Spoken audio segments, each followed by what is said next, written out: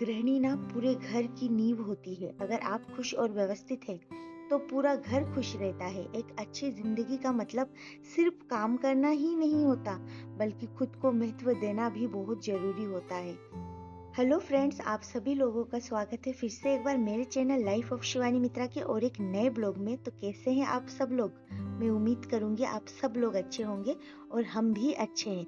तो आज के इस वीडियो में मैं आप लोगों को एक अच्छी जिंदगी जीने के 10 नियम बताऊंगी जो आपकी लाइफ स्टाइल को भी बदल देगा। तो फ्रेंड्स, वीडियो में लास्ट तक बने रहिए, आप लोगों को भी कुछ न कुछ सीखने को जरूर मिलेगा। तो चलिए अब बात करती हूँ फर्स्ट नियम, जो सबसे जरूरी है, मी टाइम। खुद के लिए समय निकालें। दिन भर परिवार की सेवा करने के बीच कम से कम 30 मिनट सिर्फ अपने लिए रखें और उस 30 मिनट में आप अपने पसंद का काम करें, चाहे वो चाय पीना हो, संगीत सुनना हो या बस शांति से बैठना। खुद को रिचार्ज करना ना स्वार्थ नहीं, जरूरत है।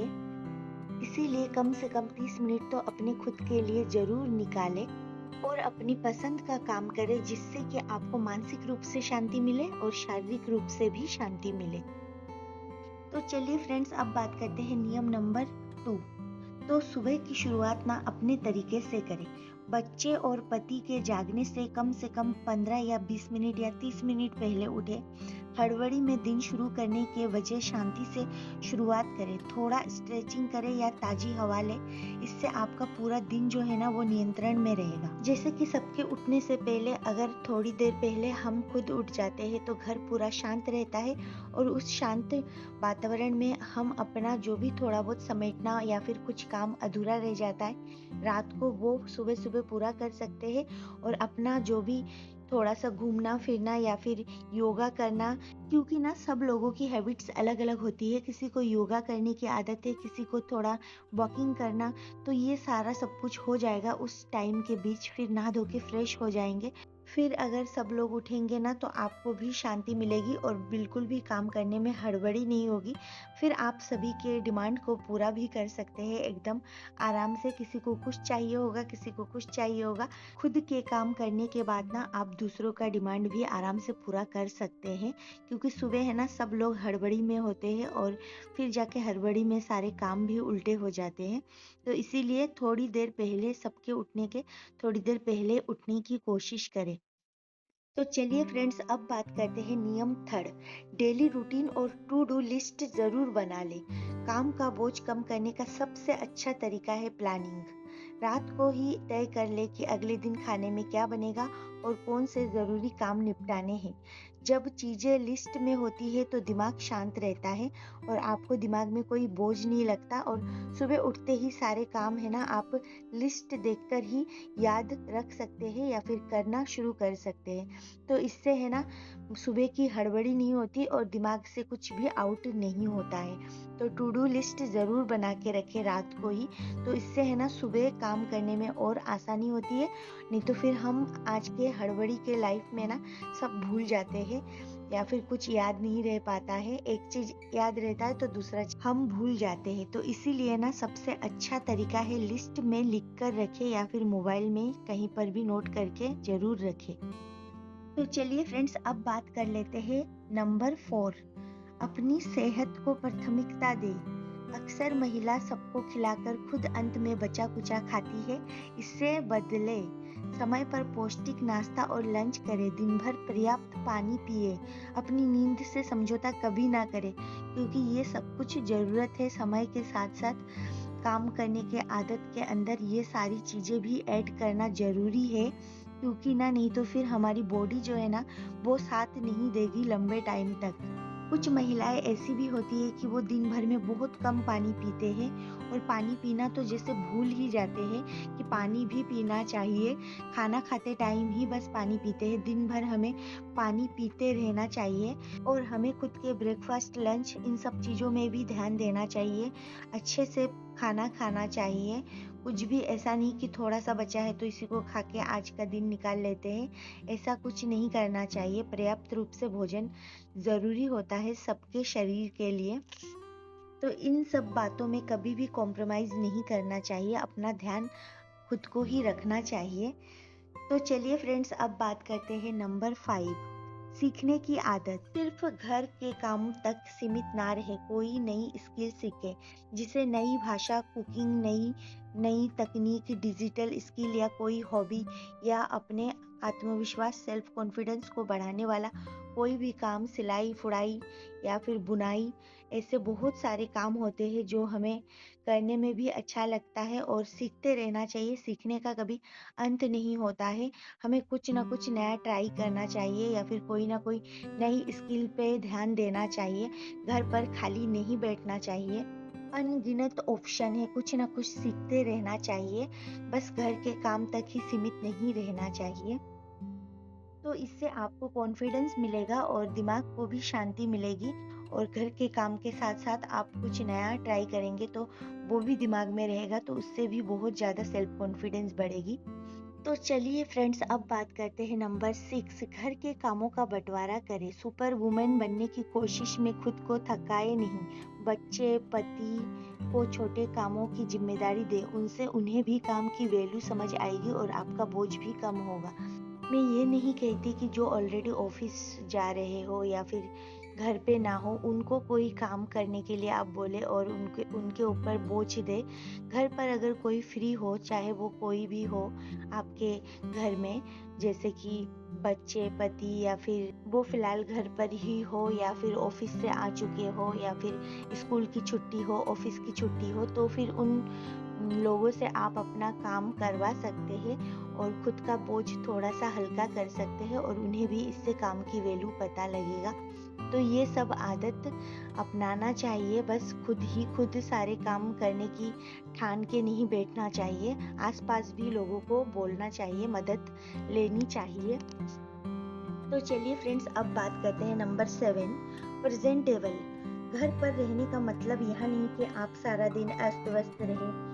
अच्छे और साफ कपड़े पहने, बालों को संवारे। जब आप आईने में खुद को देखती है और अच्छी दिखती है, तब आपका मूड अपने आप पॉजिटिव हो जाता है और आपको खुद को भी अच्छा फील होता है। तो इसीलिए घर पे जब भी हो, तो ऐसा नहीं कि घर पे ही है तो फिर क्या सजने संवरने की जरूरत नहीं। सुबह उठकर ही सबसे पहले तैयार हो जाए और फिर जाके अपने सारे जो भी काम है ना वो करे। इससे है ना एनर्जी भी मिलती है और बॉडी एक्टिव भी रहती है। हमेशा अच्छे से तैयार होके रहना चाहिए। मैं ये नहीं कहती कि आप ढेर सारा मेकअप लगा के और फिर जाके काम करें।